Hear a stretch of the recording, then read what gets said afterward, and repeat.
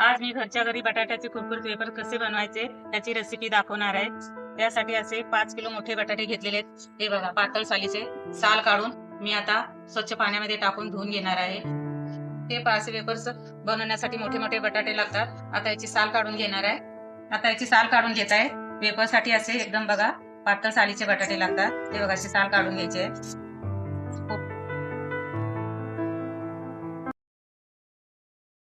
आता हे बघा बटाट्याची साल काढून झालेली आहे पूर्ण। आता मी पाणी घेतले टोपामध्ये, त्यामध्ये मीठ टाकून घेणार आहे बटाटा काळा पडू नये म्हणून। आता बटाटा टाकून घेते। हे बघा मीठ टाकल्यामुळे बटाटा काळा पडणार नाही आणि ह्याच्यामुळे आपले वेफर्स पण पांढरे शुभ्र होणार आहे। आता सगळ्या बटाट्यांची साल काढून घेते। आता बटाट्याचे साल काढून झालेले आहे। हे बघा सर्व बटाटे पाण्यात ठेवलेले आहेत। आता याचे मी सर्व बटाट्यांचे वेफर्स पाडून घेणार आहे। त्या भांड्यामध्ये मी पाणी वतून घेत आहे। आता या पाण्यामध्ये मी वेफर्स पाडणार आहे। वेफर्स काळे पडू नये म्हणून यामध्ये आता मीठ टाकून घेणार आहे थोडं। हे पहा आता हा वेफर्स पाडायचा साचा आहे। या साच्याने मी आता वेफर्स पाडणार आहे। हे बघा एक बटाटा घेऊन मी आता वेफर्स असे सरळ एकदम हे करणार आहे बघा। आणि वेफर्स काळे पडू नये म्हणून त्याच्यामध्ये मीठ पण टाकून घेतलेलं आहे। आता मी बटाट्याचे वेफर पाडून घेतलेले आहे। ते 2 बटाट्याचे वेफर पाडून घेतलेले आहेत। जास्त जाड पण नाही आणि पातळ पण नाही, असे मध्यम साईजचे पाडून घेतलेले आहेत। हे पहा आता मी हे पाण्यामध्ये टाकून घेते। स्वच्छ पाण्यामध्ये टाकणार आहे। एकदम अलगद हाताने उचलून घेणार। आता राहिलेल्या सर्व बटाट्याचे मी चिप्स पाडून घेते। आता इथे पाहू शकता सर्व बटाट्याचे माझे चिप्स पाडून तयार आहेत। आता याला मी 2-4 पाण्याने स्वच्छ धुवून घेणार आहे। अलगद हाताने उचलून हे पहा स्वच्छ धुवून घेणार एकदम स्टार्च निघेपर्यंत। आता या पाण्यातून वेफर्स काढून घेतलेले। आता दुसरं पाणी टाकून मी वेफर्स स्वच्छ धुवून घेणार आहे। आता मी दुसरं पाणी घेतलेलं आहे, याच्यामध्ये वेफर टाकून स्वच्छ मी धुवून घेते। ही चिप्स पाडण्याची प्रोसेस मी रात्रीच करून ठेवलेली आहे। ही आता 4-5 पाण्याने धुवून झालेली आहे। आता ही स्वच्छ पाण्यामध्ये टाकून रात्रभर ठेवणार आहे।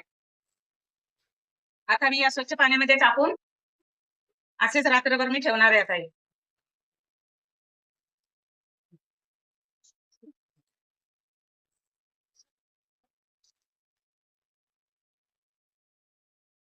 दुसऱ्या दिवशी सकाळी मी आता हे वेफर्स स्वच्छ 2 पाण्याने धुवून शिजायला टाकणार आहे।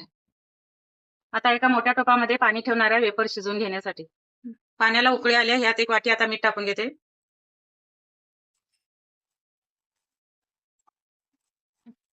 आता ह्यामध्ये चिप्स टाकून घेते।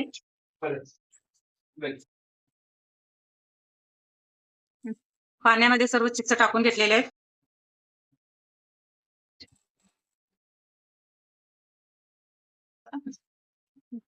आता 5 मिनिटे झालेले आहेत। चिप्स चांगले शिजून तयार आहेत।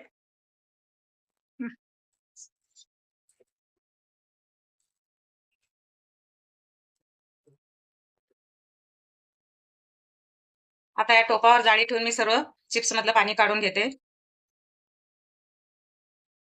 टाकण्यासाठी एक कॉटनचा मी कपडा घेतलाय, त्यावर आता चिप्स पसरवणार आहे। आता ह्याच्यावर एक एक मी टाकून घेते सुकण्यासाठी।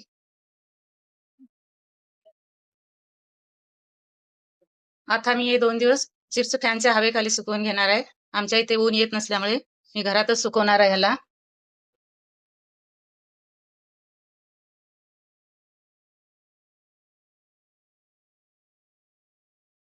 2 दिवस वेफर चांगले सुकवले, त्यानंतर हे बघा सुकून तयार आहे। वेफर हे बघा कडक झालेले आहेत असे।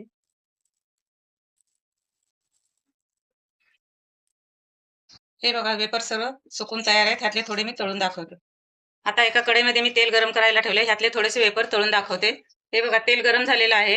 आता मी याच्यात वेफर टाकून तळून घेते।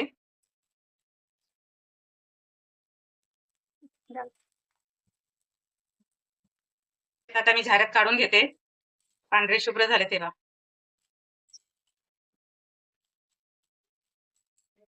हे बघा आता वेफर्स तळून तयार आहेत।